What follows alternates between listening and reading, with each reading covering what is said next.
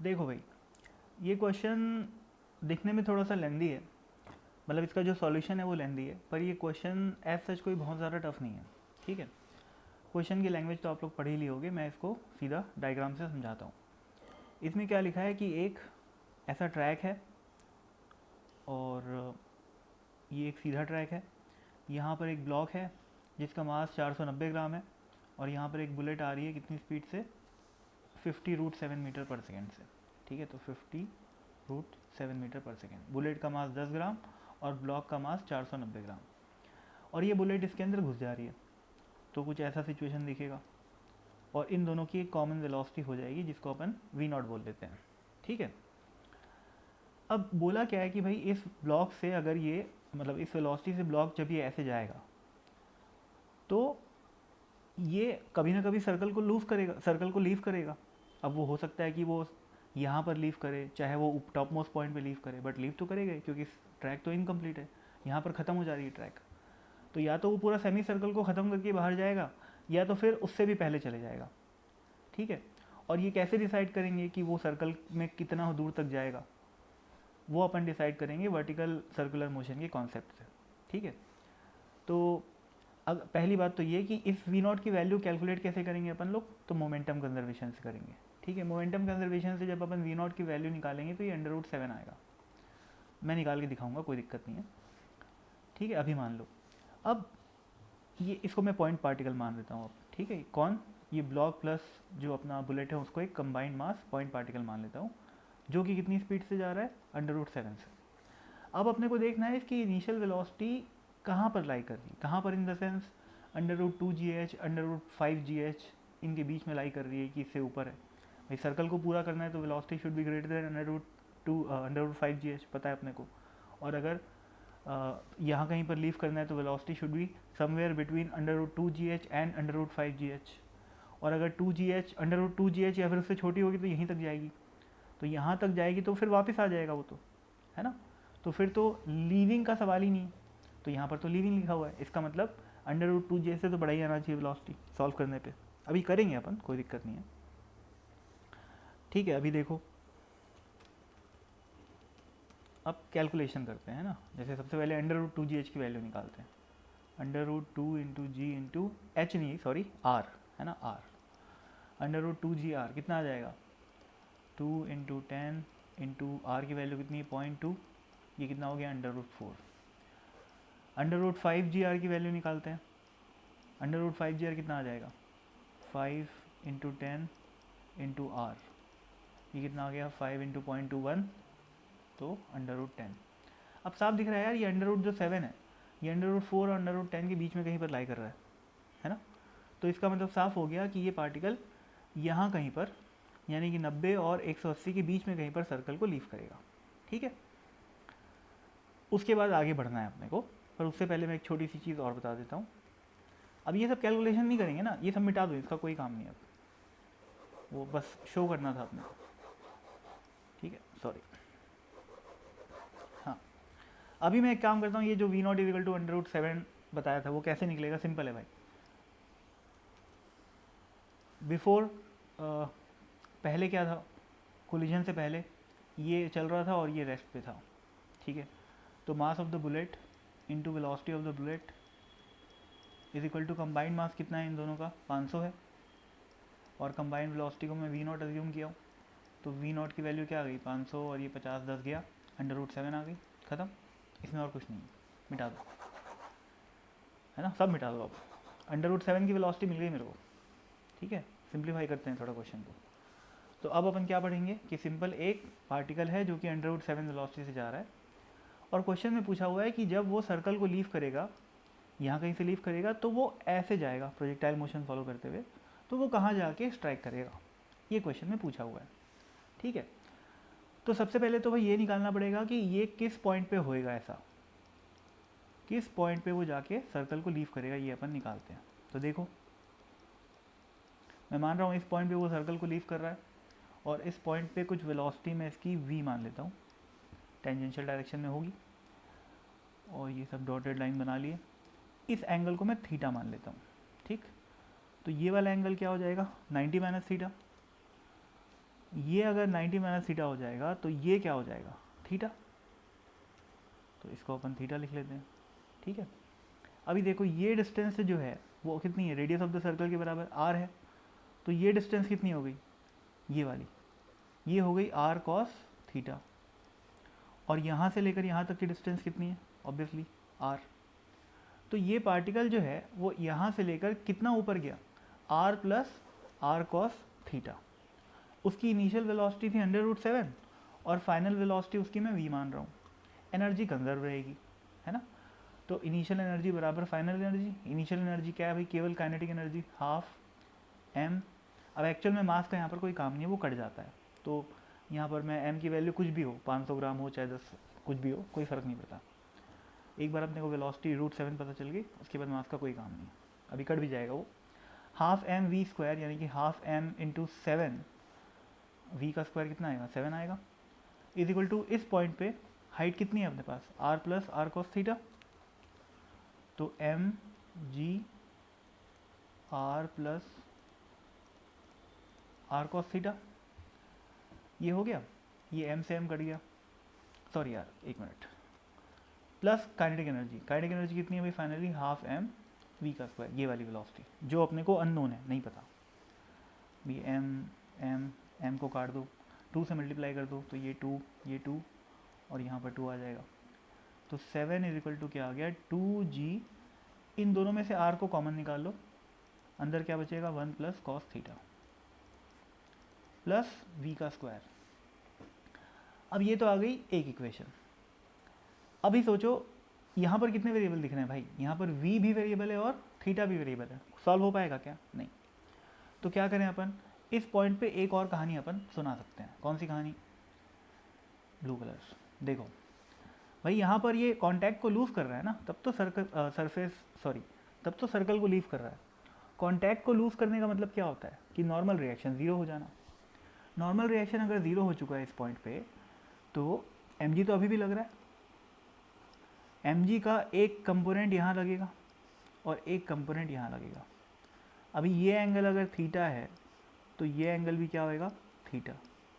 तो ये वाला कंपोनेंट क्या हो गया, mg cos थीटा, ये वाला क्या हो गया, mg sin थीटा। अपने को mg sin थीटा से कोई मतलब नहीं, क्योंकि mg sin थीटा क्या कर रहा है, इस वेलोसिटी को बस कम कर रहा है, उससे अपने को मतलब नहीं।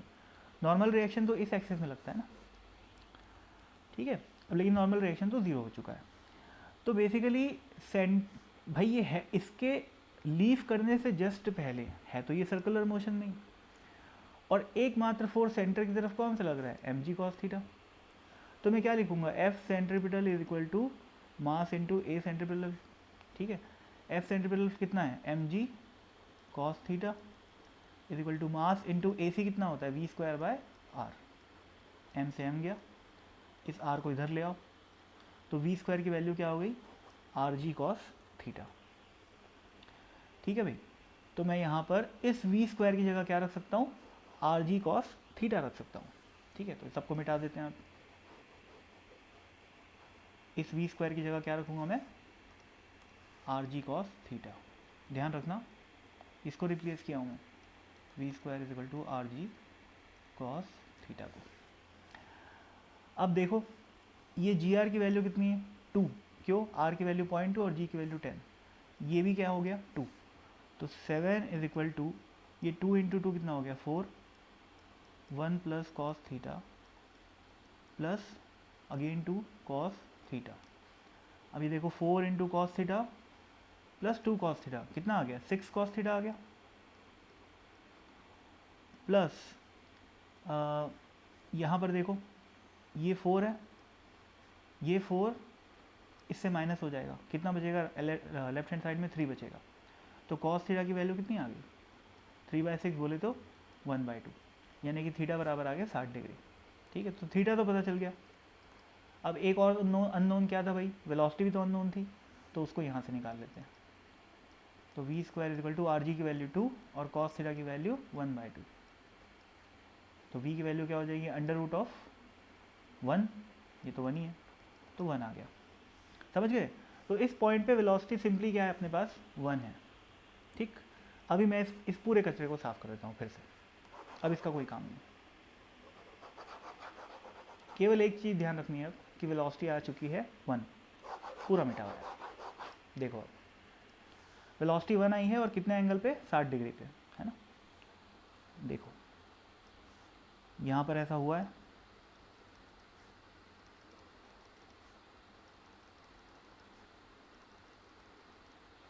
ये 1 मीटर पर सेकेंड और ये वाला एंगल है 60। तो भाई ये सिंपल प्रोजेक्टाइल मोशन नहीं दिख रहा, प्रोजेक्टाइल मोशन है और वो कितनी हाइट से शुरू कर रहा है, इतनी हाइट से। वो हाइट कितनी है, ये डिस्टेंस r आई थी और ये डिस्टेंस r cos थीटा आई थी, ठीक है। तो ये क्या बन गया, r plus r cos theta. अब r की वैल्यू क्या है, 0.2 प्लस 0.2 cos थीटा यानी कि cos 60 बोले तो 1/2, ये कितना हो गया 0.1, 0.1 प्लस 0.2 कितना हो गया 0.3, तो ये हो गया 0.3। तो इस हाइट की वैल्यू क्या हो गई, इनिशियल हाइट की वैल्यू 0.3 हो गई, ठीक है। यहाँ से यहाँ तक 0.3। अब 0.3 मीटर की हाइट से अपन लोग एक प्रोजेक्टाइल को फेंके हैं 1 मीटर पर सेकेंड से 60 डिग्री के एंगल पे। तो भाई क्या करेंगे, एक्स एक्सिस में और वाई एक्सिस में अलग अलग बात करेंगे, है ना।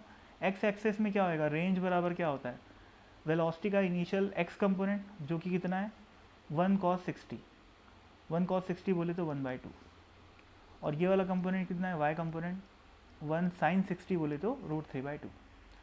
तो एक्स एक्सिस में आर की वैल्यू क्या होती है भाई, you x into time, you x कितना है 1/2, तो 1/2 इंटू टाइम को मैं टोटल टाइम टी मान लेता हूँ, ठीक। वाई एक्सिस में सोचो, ये इनिशियल वेलोसिटी है ऊपर की तरफ, है ना, नीचे की तरफ एक्सेलरेशन होगा कितना जी, और जब ये पार्टिकल ऐसे जाएगा नीचे तो वाई एंगल की वाई एक्सिस की अगर मैं केवल नज़र से देखूं तो वाई एक्सिस में वो पार्टिकल यहाँ से लेकर यहाँ आ गया है, यानी कि 0.3 डिस्टेंस नीचे आ गया है।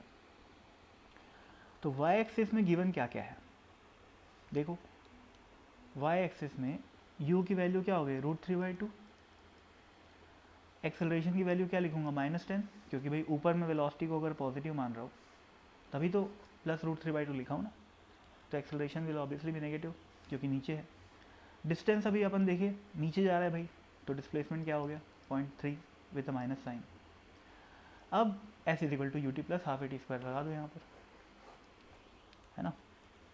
तो क्या आएगा s is equal to ut plus half AT²। अभी देखो भाई यहाँ पर कहाँ गया, हाँ ये s की वैल्यू पता है, ठीक है, इस a की वैल्यू पता है, ये रही ये s की वैल्यू, ये u की वैल्यू ये भी पता है, तो बचा क्या, केवल टाइम।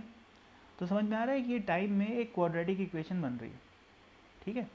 टाइम में क्वाड्रेटिक इक्वेशन बनेगी तो उसको सॉल्व तो कर ही सकते हैं, कहीं कोई दिक्कत नहीं है ना। सॉल्व करोगे तो जो आंसर आएगा, मतलब जो रूट्स आएंगे, देखो सॉल्व करोगे तो इसकी 2 वैल्यूज़ आती हैं।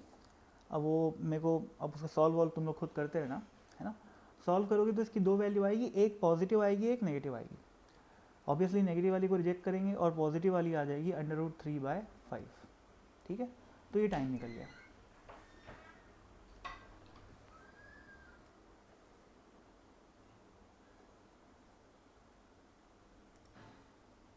कहाँ पहुँचे थे यार अपन लोग, हाँ टाइम की वैल्यू क्या आ गई √3/5, नेगेटिव वाली को रिजेक्ट कर दिए। अब क्या, अब ये इन सबको मिटाओ, इसको भी मिटाओ, टाइम की वैल्यू आ गई। अब कितनी आई थी यार टाइम की वैल्यू, √3/5 आई थी, और यहाँ पर पुट कर दो, ठीक है।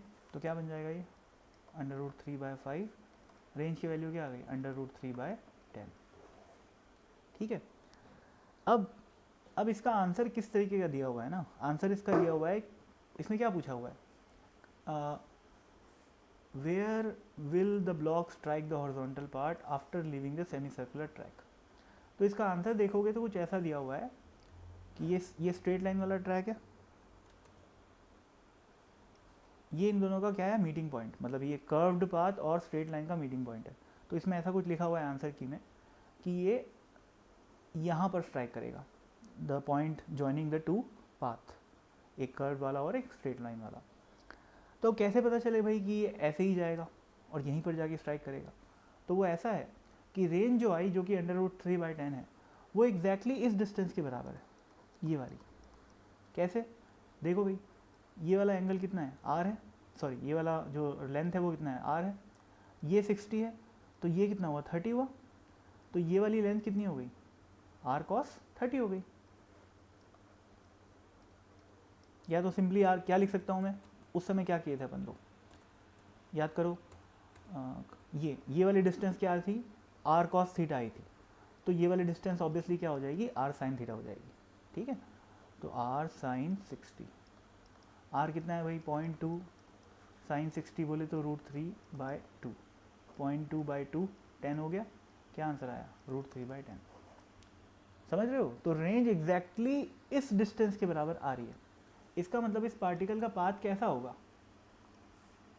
इस पार्टिकल का पाथ कुछ ऐसा होगा, ऐसा प्रोजेक्टाइल, और इतनी सी इसकी रेंज होगी।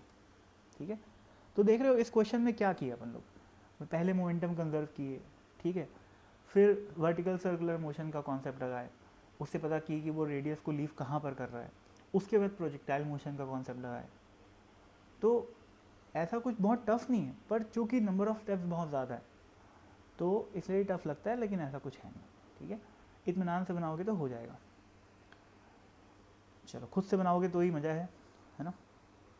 बढ़िया से एक A4 साइज़ का पेपर लो, ब्लैंक, एक पेन लो और सॉल्व करो। चलो ठीक है, थैंक यू।